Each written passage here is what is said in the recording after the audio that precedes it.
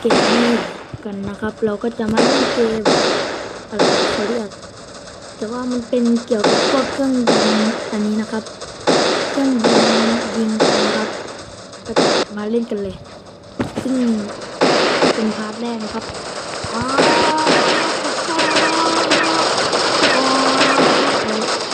นี่น่าเลยคือ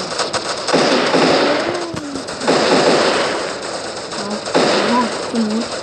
เราจะเจอชื่อแบบสิริมงคลไม่ได้เปลี่ยนชื่อนะครับ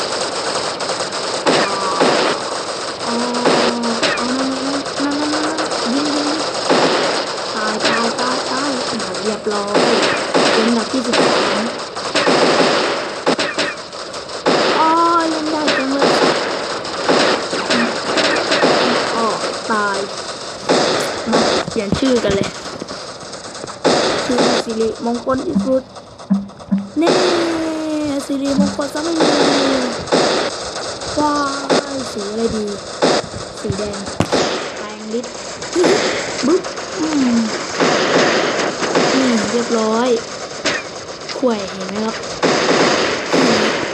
สิริมงคลมากปุ๊บว้ายเหมือนเกมนอนสักหน่อยแล้วครับเกมนี้ตายอีกแล้วเหรอร้อนเลยก็ได้เล่นมาพอสมควรแล้วนะครับเกมนี้ก็เพิ่งจะลงมาเมื่อวานนี้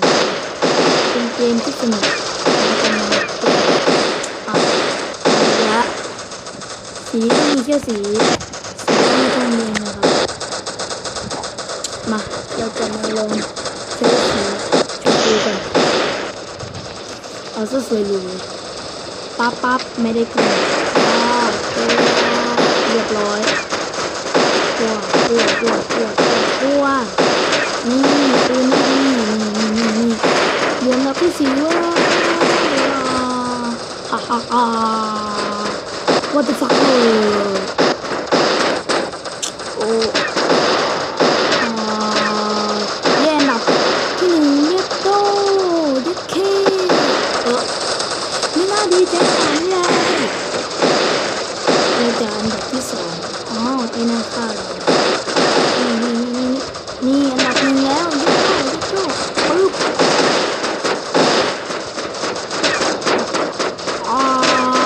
ไม่ได้แล้วตายอีกแล้วโอ้ยตายบ่อยจังเจ๊ไม่มองกันอันดับที่1นะตายแล้วโอ้ยทำไมตายบ่อยจัง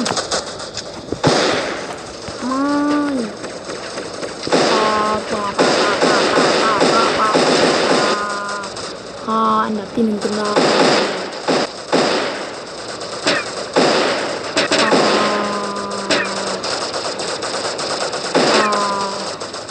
ตายไ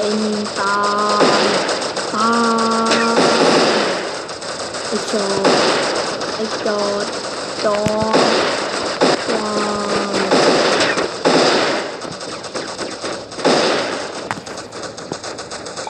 โอ้ยต่อกันอันดับที่1อยู่กูเราดึงชนมันเราก็จะอันนี้นะครับดึงชนมันก็จะตายได้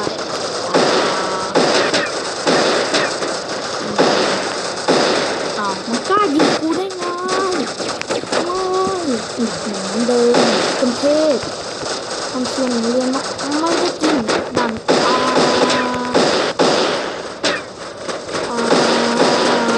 ก็จะมีของให้นะครับให้เราการเก็บเอา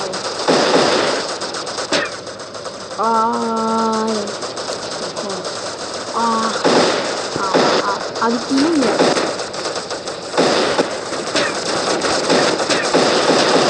เล่นมั่วเลยจ้า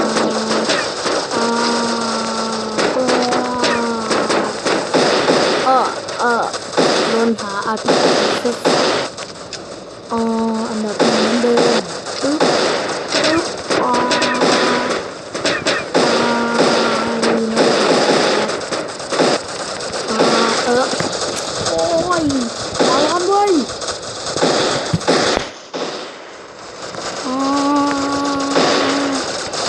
ยิงได้เฮ้ยว้ายิงได้แล้วตูมตูมตูมบาอ่าโอ้ปึ๊บเอ้านี่เราอยู่อันดับที่เนี่ยปวดมันจะได้อันดับที่สองตายสั่นมากูจะตายแล้วกูไม่ได้เป็นกูอันดับสองได้ไงคนนี้แต่ว่าเฮ้ยไม่น่าเชื่อ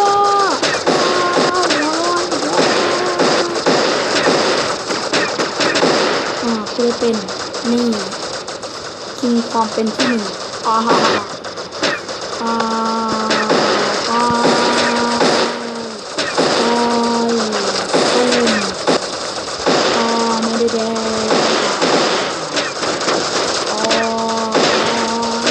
นี่หัวร้อนเลยกูตายก่อนได้เอาดิที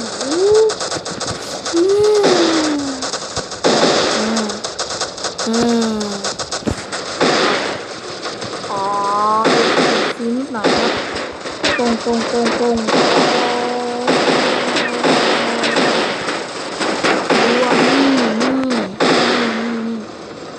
งเก็บก่อน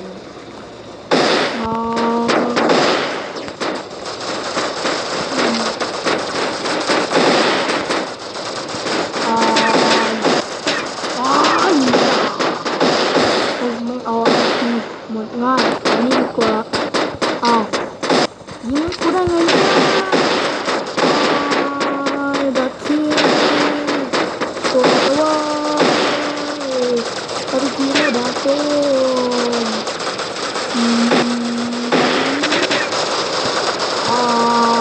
ยิงทำมันโคตรนานเลย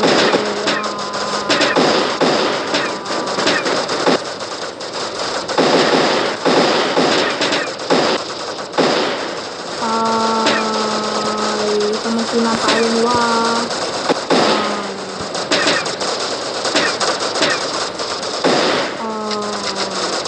เชิญยิงกูข้าเยอะเกินไปแล้วกูอยากตายดึงน้องก็ตายตรงนี้เลยถ้างั้นคลิปนี้ก็ขอจบเพียงเท่านี้นะครับใครชอบก็อย่าSubscribe ให้ผมด้วยนะครับกดไลค์กด Subscribe ให้ผมด้วยถ้างั้นก็คลิปนี้ก็จบเพียงเท่านี้สวัสดีครับบ๊ายบายจ้า